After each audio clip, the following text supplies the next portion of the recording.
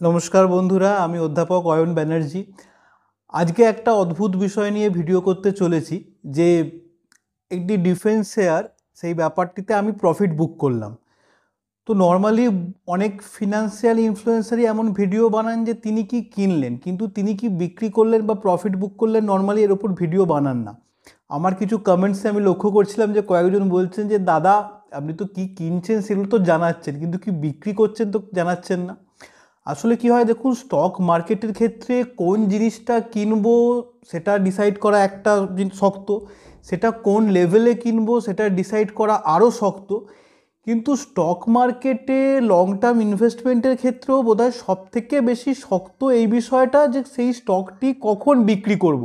Stock মার্কেটে আরও শক্ত বিষয় হলো যে কোনো স্টকে কখন প্রফিট বুক করব বা কখন লস বুক করব, তো শেয়ারটি কখন বিক্রি করব, সেটি আরও শক্ত একটা জিনিস। দেখুন, আমি একজন লং টার্ম ইনভেস্টার মূলত, এবং আপনারা যারা আমাকে ফলো করেন তারা জানবেন যে প্রায় 2 বছর আগে আমি একটি ভিডিও করেছিলাম যাতে 10টি সেক্টরের কথা বলেছিলাম, যে 10টি সেক্টরকে আমি মনে করছিলাম যে মাল্টিব্যাগার সেক্টর হতে পারে আগামী দশকে।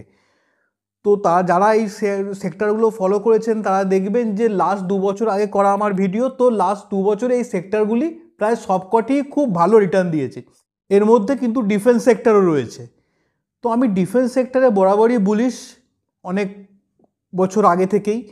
এবং সদ্য 1 মাস আগেও যদি কেউ দেখেন, 1 মাস আগেও আমি একটি ভিডিও করেছিলাম যে ডিফেন্স শেয়ারগুলি যখন 40-50% ডাউন হয়ে গেছিলো, যখন অনেকেই ভয় পাচ্ছিলেন, জিজ্ঞাসা করছিলেন দাদা কী করব ডিফেন্স শেয়ারগুলিকে নিয়ে, তখনও আমি একটা ভিডিও করেছিলাম এবং আমি অ্যানালিসিস করে দেখিয়েছিলাম বিভিন্ন ডিফেন্স শেয়ারের ফান্ডামেন্টালস এবং সেক্টরের কি আগামী দিনে হতে চলেছে। এবং তাতে আমার বক্তব্য ছিল যে এই ডিফেন্স শেয়ারগুলিতে এখনই ভয় পাওয়ার কিছু নেই। 1 মাস আগে ভিডিওটা করেছিলাম, তারপরে কিন্তু বিগত 1 মাসে সেই ডিফেন্স শেয়ারগুলি 20-30% চলেছে, সেই নিচু থেকে ওপরে উঠেছে। কিন্তু তারপর হঠাৎ কি হলো যে একটা ডিফেন্স শেয়ারে আমি প্রফিট বুক করলাম। আচ্ছা, এই প্রসঙ্গে জানিয়ে রাখি, যারা এখনও আমার চ্যানেলটি সাবস্ক্রাইব করেননি, যারা হয়তো প্রথম আমার এই ভিডিওটি দেখছেন, তারা অবশ্যই চ্যানেলটি কিন্তু সাবস্ক্রাইব করবেন এবং ভিডিওটি ভালো লাগলে লাইক দিয়ে উৎসাহিত করবেন। তো আমি একজন লং টার্ম ইনভেস্টার হিসেবে আমি সবসময় সাধারণত তখনই কোনো স্টক কিনি যখন আমি সেটাকে ফান্ডামেন্টালি আমার ভালো মনে হয়, এবং তখনই কোনো শেয়ার বেচি যখন আমার সেটাকে ফান্ডামেন্টালি উইক মনে হয়। হতে পারে আমি বেচার পরও সেটা আরও অনেক ওপরে গেল, হতেই পারে, no one can predict the stock market. কিন্তু তা সত্ত্বেও যেটা আমি দেখতে পাচ্ছি ফান্ডামেন্টালি উইক হচ্ছে, সেটাকে আমি পোর্টফোলিওতে ধরে রাখি না। তো ঠিক সেই কারণেই কিন্তু আমি এই স্টকটি বিক্রি করলাম। এই স্টকটি সম্পর্কে এবার আমরা একটু দেখে নিই। দেখুন, প্রথমে এই শেয়ারটির আমরা ফিনান্সিয়ালস আলোচনা করব। যদি ফিনান্সিয়ালস দেখি তাহলে দেখতে পাবেন যে ইয়ারলি যে রেভিনিউ রয়েছে সেটা 1100 কোটি থেকে 1254 কোটি এবং 1424 কোটি, 2 বছরে এরকমভাবে বেড়েছে। তো মোটামুটি পার ইয়ার 10% CAGR হিসেবে রেভিনিউ বৃদ্ধি পেয়েছে। খুব ভালোও নয় আবার খারাপও নয়। প্রফিট যদি দেখেন 65 ছিল, সেখান থেকে 71 থেকে 75, প্রফিটও মোটামুটি ওই 7-8% করে প্রতি বছর বেড়েছে। এটা হচ্ছে ইয়ারলি রেভিনিউ অ্যান্ড প্রফিটেবিলিটি। এবার যদি আমরা কোয়ার্টারলি দেখি তাহলে আমরা দেখতে পাবো যে শেয়ারটি যেখানে সেপ্টেম্বর 2023-এ 309 কোটির রেভিনিউ ছিল, সেখানে জুন 2024-এ 138 কোটি এবং সেপ্টেম্বর 2024-এ 196 কোটি। যদি সেপ্টেম্বর টু সেপ্টেম্বর দেখেন তাহলে রেভিনিউ প্রায় হাফ হয়ে গেছে, প্রফিট 20 কোটি সেপ্টেম্বর 2023 থেকে হয়ে গেছে 5,22,00,000। এবং যদি আপনি জুন এবং সেপ্টেম্বর কোয়ার্টার যোগ করে দেখেন রেভিনিউয়ের ক্ষেত্রে, তাহলে দেখবেন 320 কোটি মতো রেভিনিউ। কিন্তু লাস্ট ইয়ারের কত রেভিনিউ? 1424। তো দুটো কোয়ার্টারে এখন রেভিনিউ 320, আপনি যদি ডাবল করেন তাহলে সেটা হয় 640 এরকম কাছাকাছি। যদিও হতেই পারে পরের দুটো কোয়ার্টারে রেভিনিউ বেটার করলো, কিন্তু তার চান্স খুব কম। প্রফিট দেখুন, প্রফিট এই দুটো কোয়ার্টার মিলিয়ে হচ্ছে 8 কোটি, যেখানে আগের ফিনান্সিয়াল ইয়ারে প্রফিটই হচ্ছে 75 কোটি। এর ডাবল করলে কিন্তু হয় 16 কোটি। তো রেভিনিউ এবং প্রফিটেবিলিটি প্রথম দুটো কোয়ার্টারে যা হয়েছে, এবং আমরা যদি আগের বছরের কোয়ার্টারগুলোর সঙ্গেও তুলনা করি তাহলে আমরা দেখব অনেকটা কমে গেছে। তো রেভিনিউ এবং প্রফিটেবিলিটি দুটোই একটা কোম্পানির ক্ষেত্রে কমে যাওয়া পরপর কোয়ার্টারে কিন্তু একটা চিন্তাজনক বিষয়। এবার যদি আমরা এর শেয়ার হোল্ডিং প্যাটার্ন দেখি তাহলে দেখতে পাচ্ছি প্রোমোটার হোল্ডিং এখন রয়েছে 57%।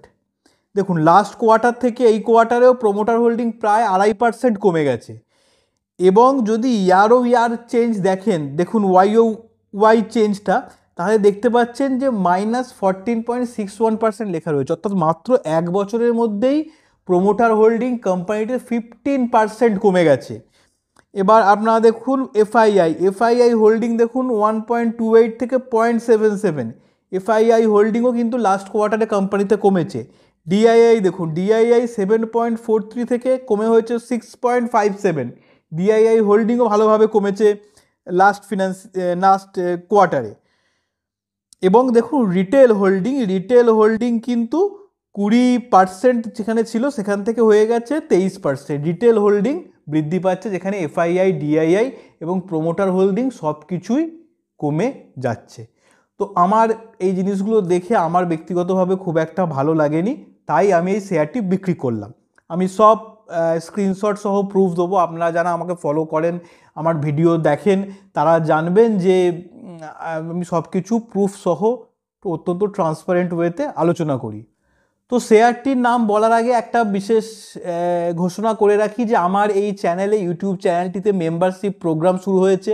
মাত্র 199 টাকায় মেম্বারশিপ করা হচ্ছে এবং পরে হয়তো নেক্সট ইয়ার থেকে এটা বেড়ে যেতে পারে। তার মূল পার্কস হচ্ছে যে আমি কোন শেয়ার কিনলাম সেই মাসে সেই সম্পর্কে কিন্তু ভিডিও দেবো মেম্বারশিপ গ্রুপে, যেটা কিন্তু অন্যত্র দেবো না। এখানে দেখতে পাচ্ছেন আমার একটা ভিডিও অলরেডি দেওয়া রয়েছে যে নভেম্বর মাসে আমি কোন কোন স্টক কিনেছি। তো যখন যেমন স্টক কিনবো বা বেচবো তার কিন্তু ভিডিও আমার এই মেম্বারশিপ গ্রুপটাতে পাবেন, যেটা ইউটিউবেরই মেম্বারশিপ। এছাড়া অন্যান্য আরও বিভিন্ন ধরনের পার্কস রয়েছে, সেটা আপনারা দেখতে পাচ্ছেন। এই জয়েন বাটনে ক্লিক করে আরও এগিয়ে আপনাদের কিন্তু এর মেম্বারশিপ নিতে হবে। মেম্বারশিপ বা অন্য কোনো ব্যাপারে যাদের বিভিন্ন কোয়ারি থাকবে তারা কিন্তু প্রয়োজনে আমার টিমকে রিচ আউট করতে পারেন। আমার টিমের ফোন নাম্বার এখানে রইল। কারো যদি কিছু কোয়ারি থাকে, কিছু প্রবলেম থাকে, সেটার জন্য আমার টিমের সঙ্গে যোগাযোগ করতে পারেন, তারা সেই বিষয়ে পথনির্দেশ করবে। তো যাই হোক, যে স্টকটি নিয়ে আলোচনা করছি, যে স্টকটি বিক্রি করলাম সদ্য, সেই স্টকটির নাম হচ্ছে ডিসিএক্স ইন্ডিয়া।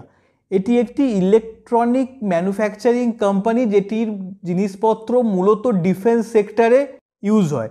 এবং দেখুন আপনারা দেখতে পাচ্ছেন যে লাস্ট ইয়ারেও কিন্তু -7% রিটার্ন দিয়েছে, যেখানে খুব ভালো ডিফেন্স শেয়ারের স্টকগুলি চলেছে, সেখানে লাস্ট ইয়ারে এত ভালো মার্কেটেও কিন্তু -7% রিটার্ন দিয়েছে। কোম্পানিটির যদি অন্য জিনিস দেখেন তাহলে দেখবেন এর PE 67, অর্থাৎ কোম্পানিটি কিন্তু যথেষ্ট এক্সপেন্সিভ জায়গাতেও রয়েছে।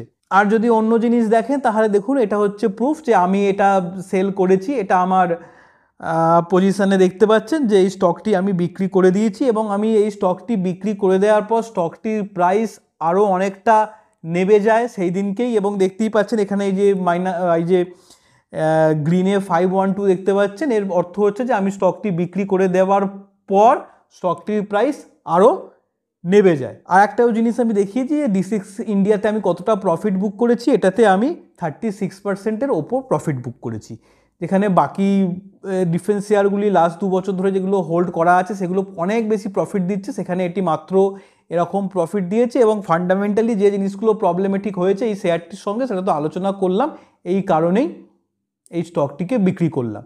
দেখুন এই ভিডিওটায় কোনো বাই বা সেল রেকমেন্ডেশন দিচ্ছি না। আপনারা আপনাদের নিজস্ব ফিনান্সিয়াল অ্যাডভাইসারদের সঙ্গে কথা বলে বাই বা সেল রেকমেন্ডেশন নেবেন। আপনারা যারা আমার ভিডিও দেখেন তারা জানবেন যে আমি মূলত মিড ক্যাপ এবং স্মল ক্যাপ কোম্পানি কিনতে পছন্দ করি, কারণ সেগুলো রিটার্ন দেওয়ার চান্স বেশি থাকে। কিন্তু আমি সবসময় সাধারণত ফান্ডামেন্টালি ভালো কোম্পানি কিনতে চেষ্টা করি। ফান্ডামেন্টালি সেটা উইক হয়ে গেলে আমি সাধারণত সেই স্টকটি থেকে বেরিয়ে যাই। এবার তারপরেও স্টকটি রিটার্ন দিতে পারে, কারণ এটা স্টক মার্কেট, কেউ কিছু বলতে পারে না। সে যদি কেউ বলে তো সে মিথ্যে কথা বলছে। কিন্তু আমার মনে হলো যে এই স্টকটি ফান্ডামেন্টালি উইক হওয়ার জন্য এটি হয়তো আর না রাখাই ভালো। সকলে ভালো থাকবেন, সুখে থাকবেন, শান্তিতে থাকবেন, এবং এই শীতকাল সকলে এনজয় করুন। Happy investing. নমস্কার।